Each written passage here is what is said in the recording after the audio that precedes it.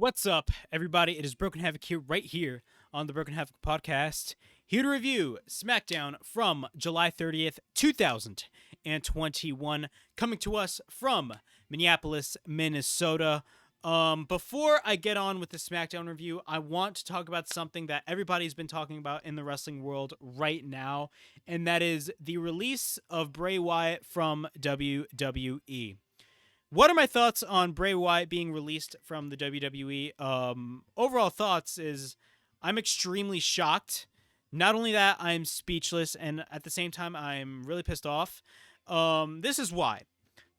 WWE this year alone has been going through a slew of releases. They've released more people this year alone than last year. Of course, remember, if you guys remember, last year they had Black Wednesday, and they released a bunch of talent in the middle of a freaking pandemic. But this year, I mean, they've been releasing more talents. They after WrestleMania, they had one slew of releases, and then a couple weeks later, they had another slew of releases, and then another slew of releases. I mean, names that I can name off the top of my head that have been released were guys like Samoa Joe, Braun Strowman, and Aleister Black. Those three guys. Now, granted, Samoa Joe is now back at the WWE. First off, that was a stupid decision for WWE to freaking release Samoa Joe. I mean, how do you release Samoa Joe? I mean, that is really stupid, but thankfully they brought him back. Now he's part of NXT again. But, I mean, guys like Aleister Black, I mean, and now in this case, Bray Wyatt, I mean, talk about wasted potential and waste of talent and waste of money. I mean, these guys, I mean, WWE, yes, it's a publicly traded company and they have to make a lot of money. But at the same time, their excuse for making all of these releases is because of the fact that they have to make quote unquote budget cuts. I question that. The reason why I question that is because of the fact that how is WWE making quote unquote budget cuts if they are making $1 billion on their television deals with NBC, Universal, and Fox? They signed that $1 billion deal to move the WWE network on Peacock, which is terrible, by the way, by censoring a lot of the stuff. Not only that, just having a shitty service, and also making billions of dollars on that Saudi Arabia deal. This is really stupid. How are you doing budget cuts if you're basically making billions of dollars? The company is making more money now than they ever were in the company's history. I mean, this is a really crazy situation. A lot of people are saying that this is a possibility that WWE may be sold to a large corporation, a corporation maybe like Fox or NBC or hell, even Disney. Some people are even saying Disney, which if WWE sells to Disney, I'm going to be shocked and I'm going to be like, okay, this is going to be a little weird. But I mean, this is really this is not a good thing, especially if you release somebody like Bray Wyatt. It goes to show you how dumb WWE is and how they look at their talent. I mean, you know, guys like Bray Wyatt, this is a guy that should have been a mega star. And he was a star in the eyes of fans. I mean, I do believe he was the number one. I do believe at some point he was number one when it comes to merchandise when he had that whole Fiend gimmick going on 2 years ago. I mean, when he debuted the Fiend gimmick, that was like the most over thing right in wrestling. But then, of course, later on, he got buried by Goldberg. And then all of a sudden, later on, after that, he feuded with Braun Strowman for the Universal title, which, by the way, nobody cared about. And I didn't even watch because I'm going to be 100% honest. I just did not care about that feud whatsoever. This was during the beginning of the pandemic era. And the beginning of the pandemic era for WWE was not good at all. And then, of course, later on, he won the Universal Championship at SummerSlam, got speared by Reigns, and then a week later at the Payback pay-per-view, Roman Reigns came in like during the rematch with Braun Strowman and Roman Reigns eventually won the Universal title. And what happened there? I mean, Roman Reigns is doing the best freaking work of his career. And what about Bray Wyatt? I mean, Bray Wyatt has been, of course, partnering with Alexa Bliss, and they're doing that whole supernatural stuff with Alexa Bliss. And now apparently, you know, he's fired, but WWE is still using that gimmick for Alexa Bliss, even though Bray Wyatt is released. What are my thoughts on that? I mean, Mickie James said it best. I'm going to read you guys this quote that Mickie James stated right here. Just let me pull it up on my phone. She tweeted out this after finding out that Bray Wyatt got released. Mickie James stated this on Twitter. "I think what you meant to say was, thank you so much for coming up with such an incredible gimmick. Time and time again. One so cool and over, we really don't know how to book it right. So we just gave it to somebody else, and we could still make all of the money off of it and let you go." That is the whole situation happening with Bray Wyatt, and it's a damn shame. I mean, this is not Alexa Bliss's fault, and if you're blaming this on Alexa Bliss, you're part of the problem. But you have to blame all of this on WWE. Bray Wyatt has spent the majority of his career constantly reinventing himself. I remember the time when Bray Wyatt debuted on Raw back in 2013, and he debuted the Wyatt family, of course, Eric Rowan, Luke Harper, aka Brody Lee, God rest his soul, and the Wyatt family. I mean, there was a lot of hype, and then their first night they attacked Kane. I mean, that was really awesome, and the Wyatt family were one of my favorite stables in WWE when I was little. I really enjoyed the Wyatt family. It was a shame that the Wyatt family, I mean, especially Bray Wyatt himself, did not get really the push he deserved. Now, granted, he did win the WWE Championship at Elimination Chamber in 2017, which was awesome, but his title reign got cut short from Randy Orton at WrestleMania, so his title reign only lasted a freaking month. And not only that, of course, he won the Universal Championship, but his title reign got squandered from freaking Goldberg. I mean, it goes to show you, I mean, WWE does not make new stars, and the fact that they're releasing all of this talent goes to show you what they really care about their talent. They don't care at all about the wrestlers that they have. All they care about is the green that is coming out. Like, all they care about is the freaking money.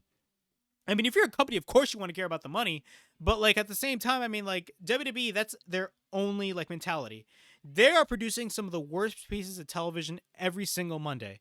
Like, Raw is by far the worst show of all time. Like, not just the worst wrestling show, but the worst show of all time.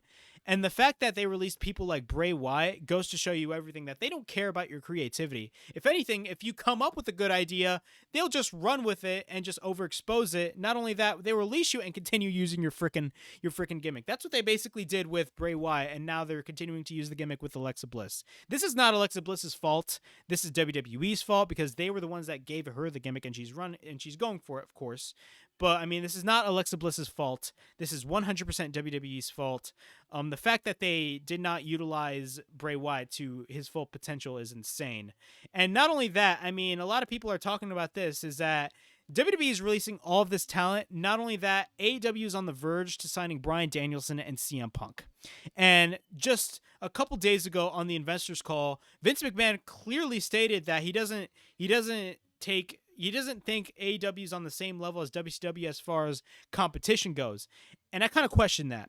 The reason why he said that is because of the fact that the company is making so much money now, and he's making so much money now, that when WCW was hot, I mean, I do believe he thought of that way. He thought of WCW that way earlier on during the Monday Night Wars. But once they brought in Nash and Hall, I mean, WCW started kicking his ass like completely. But I feel like another thing is the fact that, WWF back in the 90s, when WCW was extremely popular, they were losing a lot of money. Not only that, he had to cut costs, especially, of course, if you guys know, they had to cut. He couldn't do the deal with Bret Hart for that 20-year deal, and eventually made Bret Hart go to WCW. And of course, you guys know how that happened. The whole Montreal screw job happened, all that stuff. But in this case, WWE is making a shit ton of money. No, but at the same time, they're basically getting all this guaranteed money to produce a shitty product. I mean, it's insane. And when AEW signs Punk and Danielson, I do believe it's going to light a fire under WWE. And with Bray Wyatt, I mean, who knows? I do believe he does have a 90-day no-compete clause because of the fact that he was released from his contract. If he had waited out his contract and left, did not resign, he would have immediately went to AEW.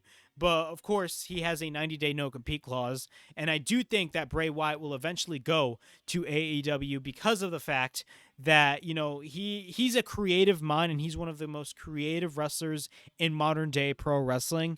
I mean, I do believe Bray Wyatt will come up with something amazing once he goes to AEW, but that's just me. I do believe he's going to AEW. I mean, who knows what Bray Wyatt wants to do. But I mean, this news is extremely shocking, and it goes to show you what WWE thinks of their talent. They don't care at all about their talent. All they care about is the money. They're saying, "Oh, we need to make budget cuts," but you're not really making budget cuts. And not only that, you're releasing Bray Wyatt, one of your most valuable assets in WWE, but you just totally squandered him and did not utilize him to his full potential. It's really sickening in my opinion, and what Mickie James said goes straight with WWE thinks. And this is really terrible, But one thing I hope is that I hope Bray Wyatt, if he does go to AEW, finds success, because a guy like Bray Wyatt, if WWE had used Bray Wyatt to his extremely full potential, I do believe this guy would have been a megastar. But instead, they didn't use him to his full potential, and they just didn't care. So those are my thoughts on Bray Wyatt. Overall thoughts, I think it's really crazy and really shocking that WWE had the balls to actually release him. But, I mean, let's look at the bright side. He will find success elsewhere, and I do think that he will eventually go to AEW. Could you imagine, man, AEW signing CM Punk, Bryan Danielson, and Bray Wyatt at the same time? I mean, if that is not a game changer, I don't know what is. And don't even say that, they're signing a bunch of WWE rejects, because, a guy like Bray Wyatt ain't no reject. Now, granted, WWE did not use him to his full potential, but I mean, in no way, shape, or form is he a reject, because of the fact that the fans were behind him at all times, and he was extremely over with the audience. That's what you got to keep in mind with Bray Wyatt. But, this whole news of Bray Wyatt being released from the WWE it's something that is extremely shocking, and something that I am not a fan of. And it goes to show you what WWE thinks of their talent. And not only that, I mean, I said that for like 5 times already. My bad. But like, it goes to show you what they actually think of their talent, and all they care about is the freaking money that goes in their pockets. And it's just embarrassing, and it's just a waste of talent and a waste of money. You know what I'm saying? You're just throwing away millions of dollars. Like, not only that, like with Aleister Black too.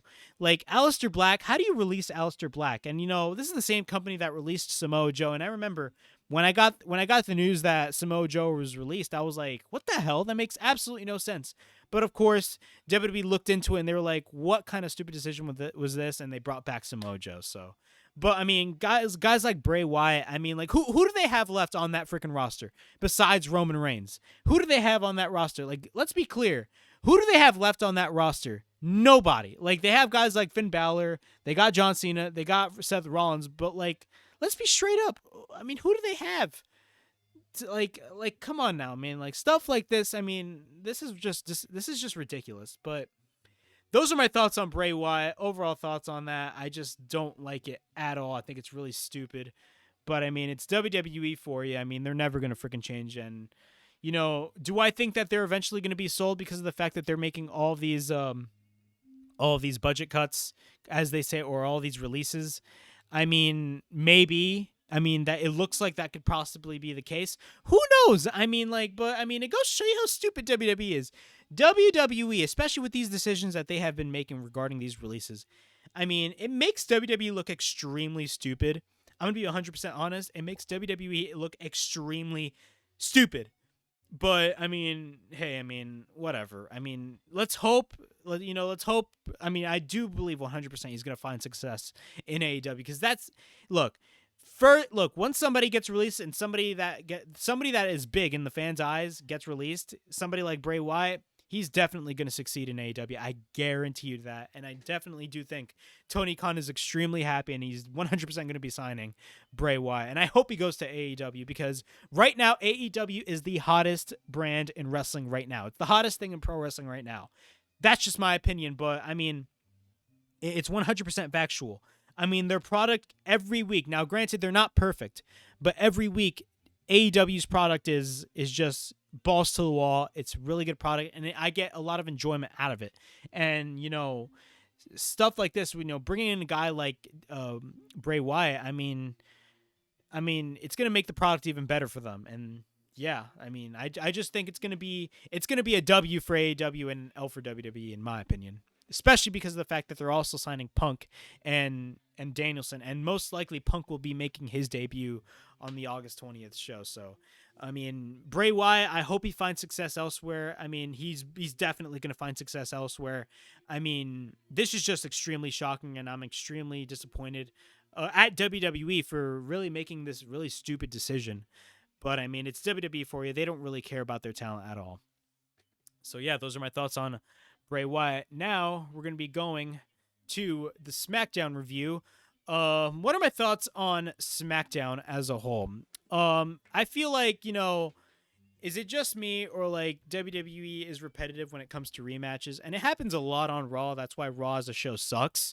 But I mean, why they just constantly do rematches or different variations of the same wrestler every freaking week. Not only that, we had Reginald on this show. The only two good things that we saw on this show was John Cena, Roman Reigns, and Sasha Banks returning. Yes, Sasha Banks officially makes her return to the WWE.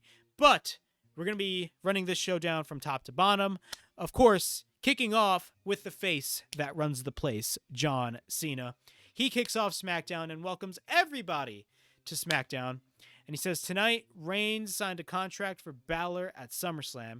It says, he basically proves his point that Roman Reigns sucks. Now, one line that John Cena said that really had me laughing my ass off was, as you guys all know, Roman Reigns cut that promo and basically said it was like missionary position over and over again, which was the funniest thing that Roman Reigns said.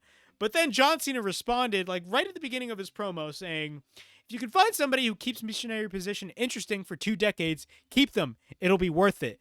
That was hilarious. I really enjoyed that. John Cena on the microphone, man. He's one of those guys that you just believe what he says. And that's what I really like about John Cena. Like, I've been a fan. Bro, he was the first wrestler I was ever introduced to, man. John Cena is awesome on the microphone. I've always been a fan of John Cena. I mean, John Cena just absolutely kills it. But let's continue on with this promo that John Cena cut. So he says that Roman Reigns accepted Finn Balor's challenge, but rejects him and says that it was his reasons and says it was because he did not change his look or anything. That's like asking Stone Cold Steve Austin to come back to WWE as Sasquatch Steve Houston. And that's like The Rock coming back and coming out as Dwayne Too Small Johnson. And he says it's ridiculous. I mean, you got to love John Cena, right? And says that they simply do their best to earn their respect for the people. Says Roman expects him to change, but he has to change. Then says he says that he has to change every 2 years because the audience rejects him. And says he is noticing more than he is nothing more than a lazy stooge like Joe. Damn. Says he rejected him because he is afraid about how it would make Roman look. So after he continues to run down Roman Reigns, who comes out? Baron Corbin, of all freaking people, come out. Cena says that the fans are chanting "You suck" because he does not know who he is. And he's like, "Oh, you're Baron Corbin." And then he instantly just tells him, "You look horrible." And says that, Baron Corbin basically states that things are not going for him. Corbin says that his life is falling apart, saying he lost everything. He is unable to perform. His wife left him and took the kids. And he asks Cena if he can help him. He asks the fan. Then after that, Cena asks the fans if they should help the man. It's a mixed reaction. The fans kind of give Cena that mixed reaction. But Cena gives him cash. And then he asks Cena, after Baron Corbin was given that cash, he was like, "This is it. This is all you give me." And then, after that, he just begs John Cena. He's like, "Oh my God, can I be in your next movie? Can I be his stunt double?" He tells Cena he has an ego the size of California, and he calls him a Hollywood sellout. So then Cena responds by stating, "I will give you something." And then all of a sudden he gives him the attitude adjustment. That was hilarious. I mean, I really enjoyed that segment. I like a little bit of comedy when it comes to segments that are good. But I mean, this was a really good segment. This whole thing with Finn Balor and Roman Reigns.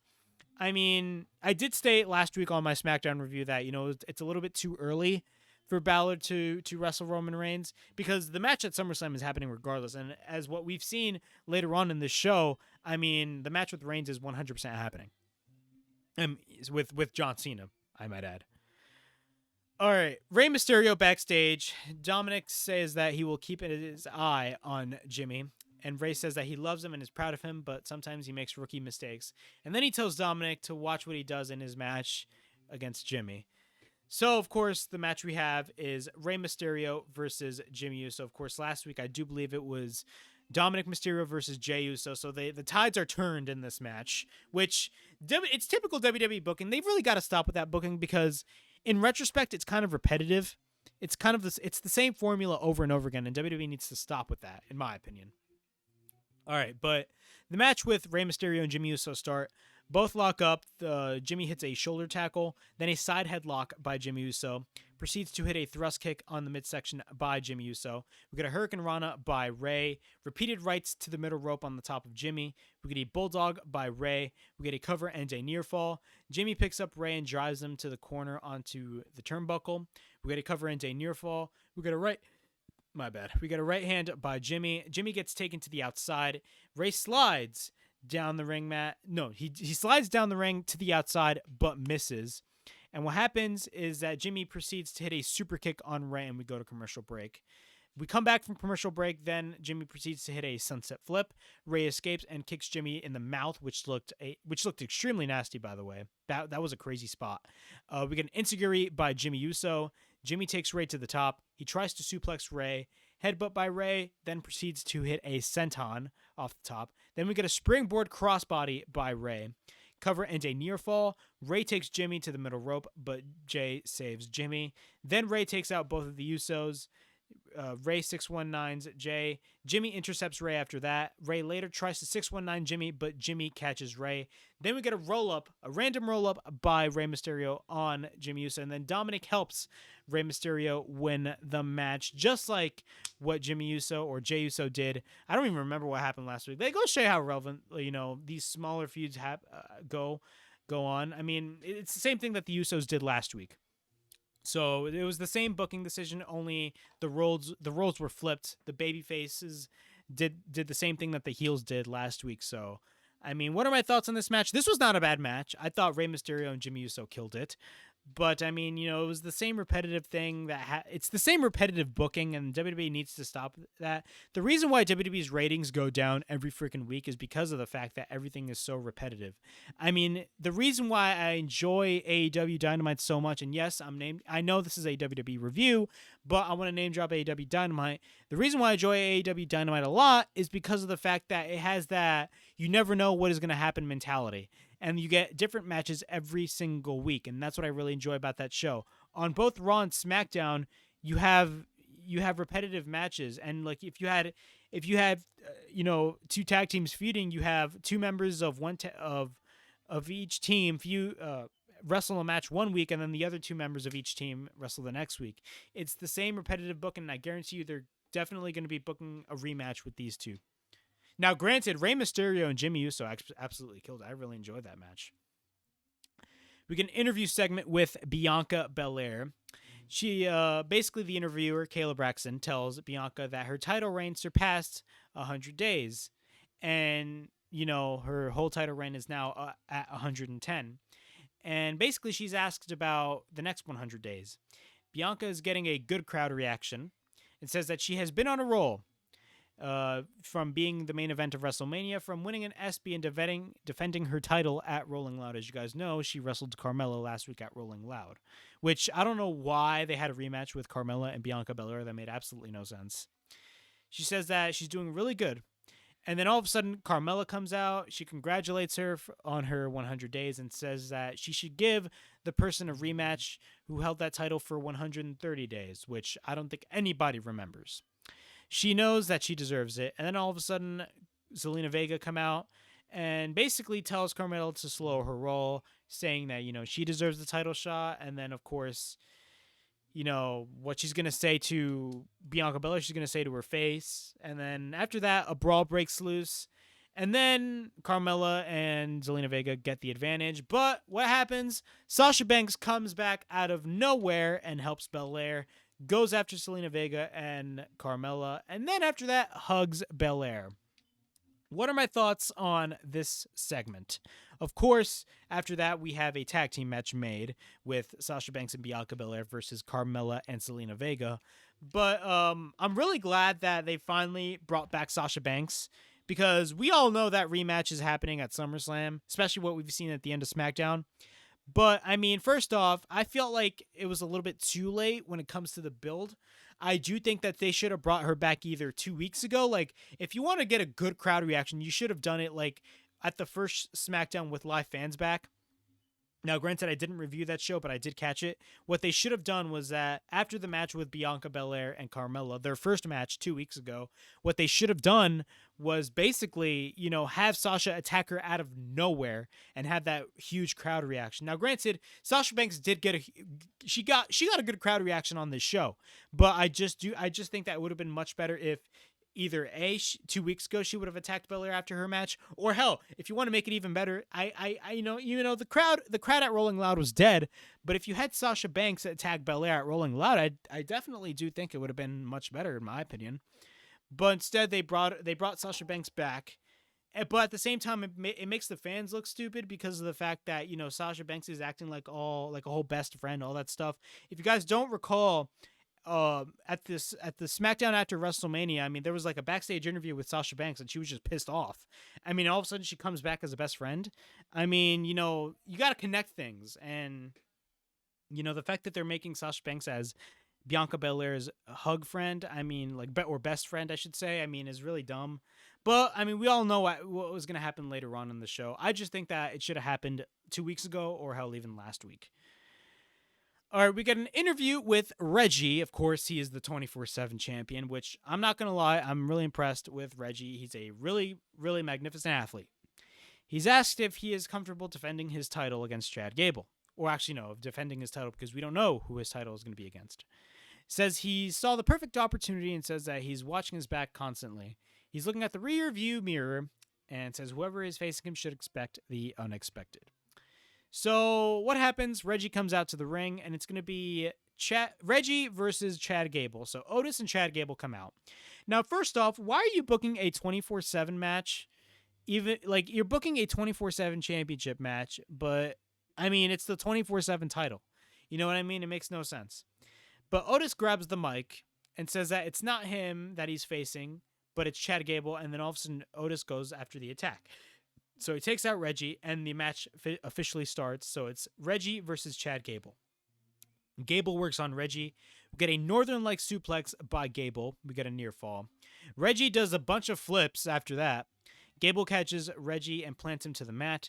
We get a suplex by Gable. We get a near fall. He takes Reggie to the top rope.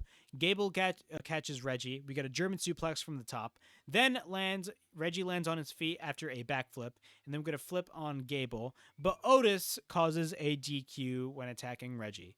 So yes, we even have disqualifications, even though the title is the 24/7 title, which I think makes absolutely no sense. But it is what it is. I mean, it's typical WWE booking. WWE loves their disqualification finishes. I mean, you gotta love it, right? It's disqualification day all day, right? It's DQ all day, just like MDK all day. All right, I'm just kidding. Sonya Deville backstage with Adam Pearce. She announces the main event tonight, of course, Carmella and Zelina Vega versus Sasha Banks and Bianca Belair. Next up, we got the contract signing for SummerSlam, or the contract signing with Roman Reigns and someone who is not wrestling Roman Reigns at SummerSlam, Finn Balor. So of course, Finn Balor comes out, and Adam Pearce and Sonya Deville, by the way, are in the ring. And Roman Reigns comes out to an extremely long entrance. So when they're both in the ring, Heyman moves the chair to the head of the table, pun intended, head of the table, right? So Balor sits on the side, and the fans chant Cena. And then Roman says that we have already seen enough of Mr. Missionary tonight. And then Roman asks Finn if he saw Cena's promo. Roman says by accepting his challenge, he's ducking him. And says Cena thinks he's lesser than him, that being Finn Balor. Then Reigns says that he is worthy. Finn Balor is a worthy competitor. But he's also worthy of getting an extreme beatdown at SummerSlam. You gotta love Roman Reigns, right? So it says that he is not John Cena, but he is hungry. Says that if he signs his contract, he's gonna smash him and send him right back to NXT. Damn. So after that, the crowd chants Roman sucks, and then Roman proceeds to sign the contract. Then Balor gets the contract, and what happens is that he tells Roman that he thinks pretty highly of himself and says that it will be a privilege to return to NXT as the Universal Champion. But right as soon as Balor was going to sign that freaking contract, you had Baron Corbin of all damn people just attack Finn Balor out of nowhere. He takes the contract after that. So first off, he sends Balor to the outside and takes him over the freaking barricade. He sends him to the timekeeper's area. And what happens is that he takes the contract and he's about to sign it. But what happens is that Cena runs out of nowhere. He attacks Baron Corbin and then grabs a freaking blue Sharpie. I think it was a blue Sharpie or a red Sharpie. Correct me if I'm wrong. And basically writes Cena and then his freaking signature on the damn contract. And now it's official. We got Roman Reigns versus John Cena at SummerSlam, August 21st. I'm definitely excited. This is a match that I've wanted to see ever since Roman turned heel. Everybody wanted to see this match ever since Roman turned heel. And I'm glad that we got it. But just the only gripe is the fact that, this kind of made Finn Balor look like just basically it kind of took Finn Balor to the sidelines. But I do think, I do think that Finn Balor is the guy to dethrone Roman Reigns. But, I feel like, having a Reigns match and a Balor match, I think that's a little bit too early. Like, I would save it. I would literally book Balor strong and, have him dethrone Reigns at WrestleMania. But, it's WWE. They don't give a crap what I think. Or they don't give a crap what us fans think, I should say. So after that, Heyman confronts Sonya Deville and Adam Pearce, and he asks Pearce what is he going to do at SummerSlam. Heyman says that it's Balor's name on the contract, and then all of a sudden Sonya Deville and Adam Pearce just look at the contract and say, it says John Cena's name right there. And Pearce says that the decision is final, and it will be John Cena versus Roman Reigns. So the match is official at SummerSlam. I'm excited. You love to see it. It's going to be awesome to see. SummerSlam weekend is going to be crazy. Not because it's just going to be SummerSlam weekend, but because of the fact that we have that huge Rampage show happening the night before. All right.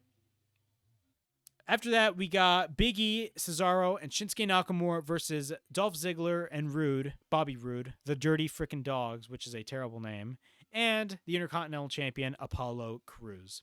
Of course, Pat McAfee, of all people, is marking out for Rick Boogs over, shredding Nakamura's music. But Nakamura's over with the crowd. I really enjoyed Nakamura's entrance. It was awesome to see. But the match starts. Big E and Apollo start. We get a belly-to-belly suplex by Big E. Big E runs into a knee. Cesaro tags in. He takes out Ziggler. We get a cover and a near fall. He applies the swing on Ziggler, then applies the sharpshooter on Ziggler after that. Nakamura tags in. We get a double team attempt by Nakamura and Cesaro. Cover on Ziggler and a near fall. He tries to go for the Kinshasa, but hits the zigzag. Apollo Crews tags in. We get a standing moonsault by Crews. Roode tags in. We get a spine buster by Roode. Then we get a big ending by Big E. But then Ziggler hits a famouser. Then we get a German suplex by Crews we get a German suplex by Crews. And then after that, Crews goes to the top. Rick Boogs, after that, shreds his guitar. But Commander Aziz, of all people, of course, takes out Rick Boogs. Then Cesaro comes in to make the save. Crews misses a splash. And then we get a Kinshasa by Nakamura on Crews and wins the match. Overall thoughts on this match? It's regarding the same people that are, Big E and Apollo Crews, how long they were feuding for. But, I will say I really enjoyed this match. This was not a bad match. I just hate the fact that it's involving the same people that have been feuding for how long now? Kind of makes no sense if you ask me. But it's WWE we're talking about here. We got a segment with Edge. Now, when Edge comes to the ring, we go to commercial break. But once we come back from commercial break, Seth Rollins is in the ring. Of course, during the commercial break, Seth Rollins attacked Edge during the break. Rollins also during the break hits Edge with a camera during the break. I kind of liked that. That was really awesome to see. I love, you got to add some sort of realism like that, having an attack during commercial break when somebody is making their entrance. That's not a bad decision to make when it comes to doing a show. But Rollins then cuts a promo. He states all Edge does is take from him, and he is sick of it. He says what goes around comes around, and says he is a revolutionary. Shows a video package of what happened the last couple weeks. It then says that he is not ashamed of everything that he has done. He is proud of everything that he did. Says it was the right thing to do, and says that it was the rightful heir. He is the rightful heir to the Universal Championship, but if he can't, then neither can Edge. Overall thoughts, we're definitely going to be getting Edge at Seth Rollins at SummerSlam. It's going to be an awesome match. Seth Rollins is one of the best wrestlers in the world. Not only that, he's going to be wrestling one of my favorite wrestlers of all time, Edge. I'm definitely excited to see what happens in this match. It's going to be awesome to see. Of course, we got a match booked for next week. We got Finn Balor versus Baron Corbin next week. Great. But we got our main event. We got Carmella and Selena Vega versus Bianca Belair and Sasha Banks. Overall thoughts on this match. I mean, this match did not last. I mean, it was not a long match. I mean, this match started around like 9:47 and the show ends at 10. But Bianca and Carmella start, takes out Carmella, takes her to the corner. Banks tags in. We get a double team attempt by Banks and Belair. We get a cover and a near fall. After that, Carmella gains control. We get a cover and a near fall again. Works on Banks in the corner. Vega tags in. Both Carmella and Vega try to suplex Banks, but Belair makes the save. Both take out Vega and Carmella outside of the ring. Then outside the ring, Belair picks up Banks and throws Banks to Carmella and Vega, which was an awesome double team attempt, by the way. Vega, back from break, works on Belair, then applies a submission. She takes down Belair and takes Belair to the corner. Carmella tags in. We get repeated rights by Belair. We get a clothesline by Belair. Vega tags in. Then once again applies the submission on Bianca. Belair hits a backbreaker after that on Vega to escape. Banks tags in. We get a Meteora by Banks. Then we get a dropkick twice on Vega. Then Sasha hits the Three Amigos on Vega, which is awesome to see. Then goes to the top rope. Of course, a nice little tribute to Eddie Guerrero right there. Goes up the top rope and hits the Frog Splash on Vega. After that, we get a cover and a near fall when Carmella hits the super kick.